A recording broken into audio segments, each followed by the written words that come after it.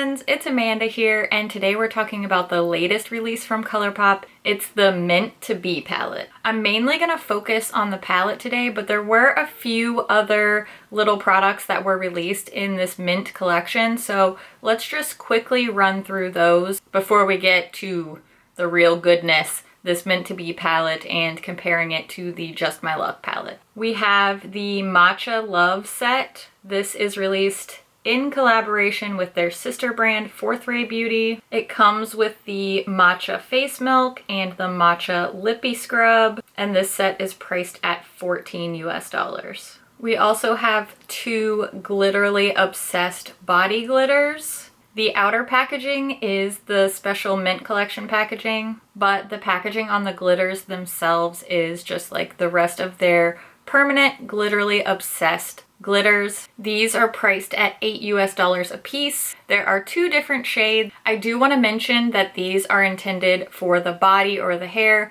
These are not meant to be used on the eyes, and these are not considered to be eye safe. The shades are Mint Condition and Fresher Than You. Mint Condition is more of a minty green, blue-green type of iridescent, and Fresher Than You has more of the blue emphasized in the blue to green sort of iridescent look. These are similar but different enough to be different shades, at least in my opinion. We have two shades, two new Super Shock shadows.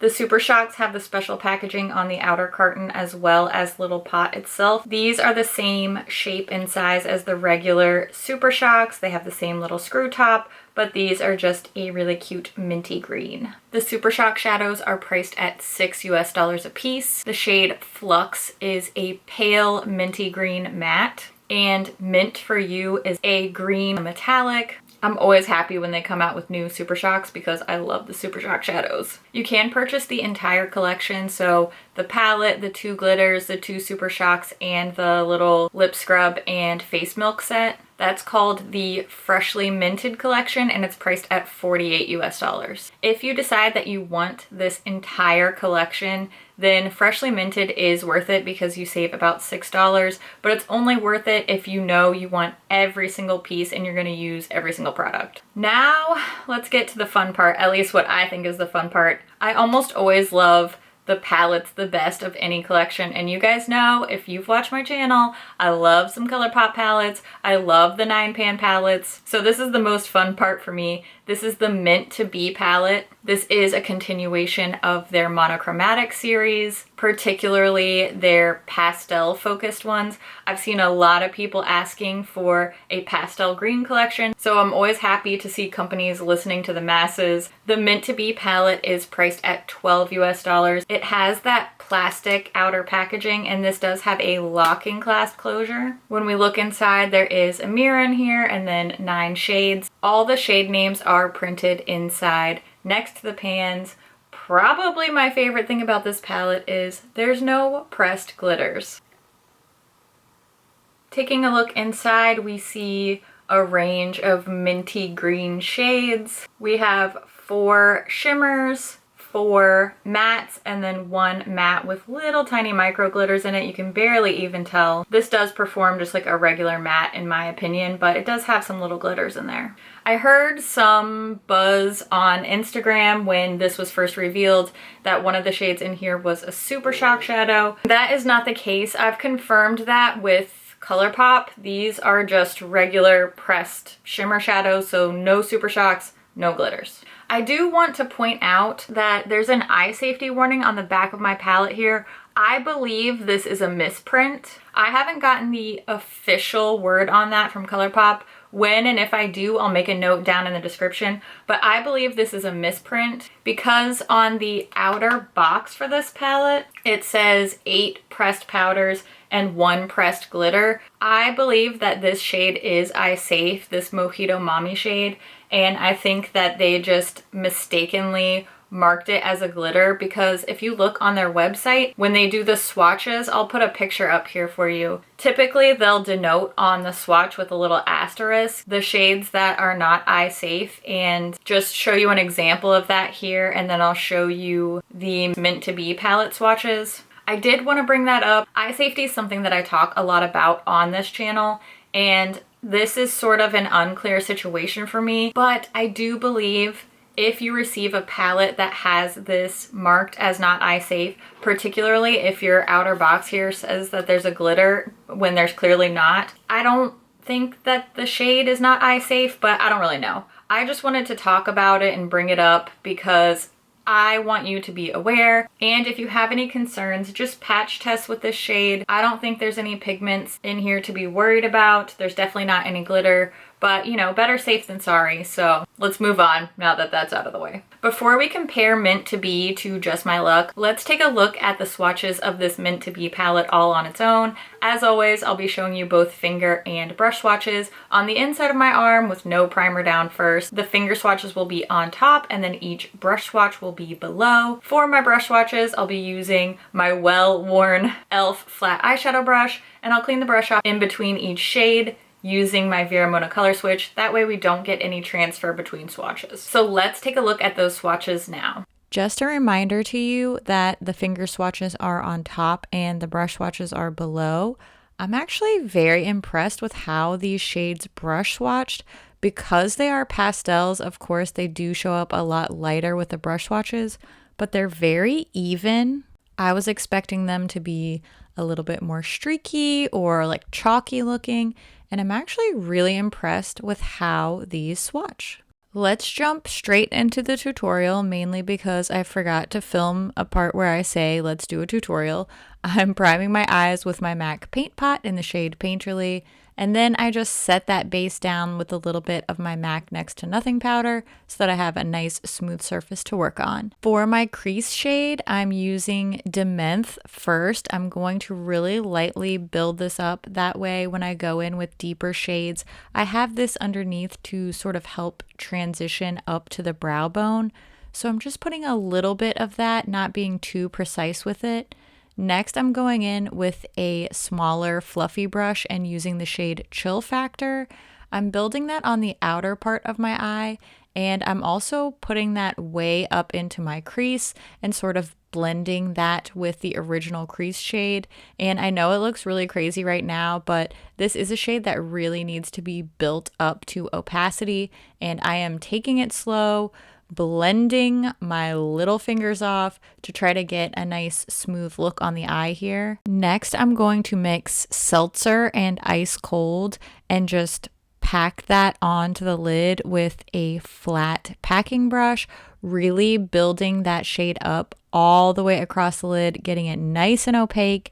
Then I'm going to go back with my deepest shade Chill Factor, and I'm going to add more to the outer corner and to the crease just to give the eye a little depth so that it doesn't look like one flat color all the way across. And I did decide to build that color up just a little bit with my finger and then go back and blend it with no additional product. Next, I took the shade Play It Cool on my pinky finger and I just dabbed that into the inner corners. This is such a pretty green inner corner shade. Can't believe I'm saying that.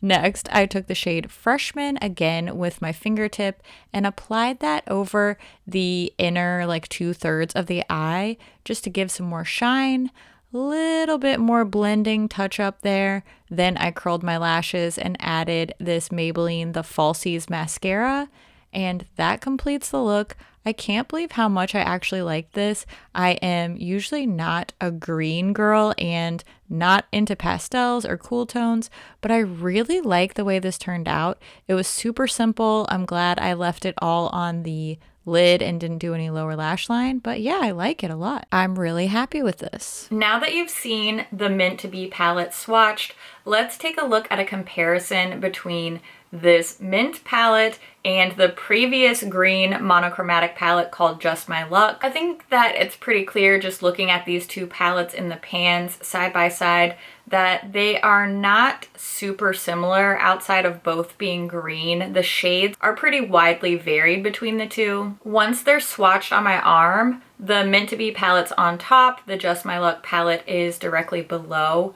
The only shades that I think are really similar are the very first swatch. So that's Get Fresh in the Mint palette and Chances Are in the Just My Luck palette. Those two look pretty darn similar. I'd say they would be interchangeable once applied to the eye, but otherwise, no other super similar shades between these two palettes. Mint to Be is a lot lighter and more cool toned.